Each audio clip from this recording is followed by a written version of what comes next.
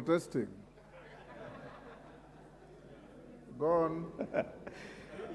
Honorable Speaker, it's good to indulge that honorable member. He was simply seeking for attention, but I have the minority leader's attention. I don't need his attention. Honorable Speaker, I was saying, speaking to the question of pending bills, Honorable Speaker, in this appropriations bill, Honorable Speaker, because it is simply buttressing what we did during Committee of Supply, and we were all here during Committee of Supply, and I must thank all the members who stayed on here until about 10 p.m. to supply resources to our MDAs.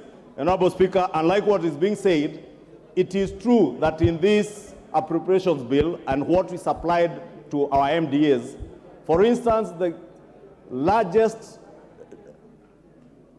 pending bills are in the road sector.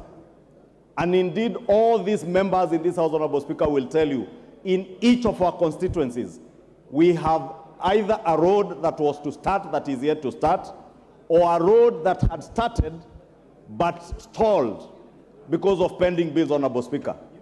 And the quantum of those pending bills, if members care to listen to the chairman of the Budget and Appropriations Committee, was a quantum of close to R1 trillion shillings. That means half of the resources we will generate in terms of ordinary revenue could only go towards settlement of pending bills in the road sector, Honorable Speaker.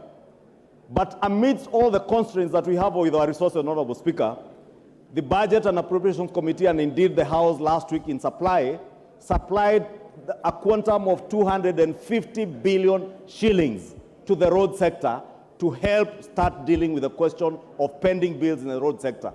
And indeed, Honorable Speaker, you will see with time, as at when exchequer releases begin, hopefully after the month of July, Honorable Speaker, if we agree with the chair of the Finance Committee and finish with the finance bill third reading today or in the course of the day tomorrow, Honorable Speaker, and we are able to generate adequate revenues to be able to unlock the question that the leader of minority rightly says, that we have a huge problem of pending bills.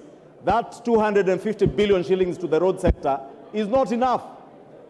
Even after rationalizing all those roads projects that have been committed to, the figure came to about 730 billion. Therefore, it tells you, even if we were to allocate resources, not to deal with new projects, and I just want to inform the House and the leader of minority, that we are not dealing with new road projects, we are dealing with those already committed road projects.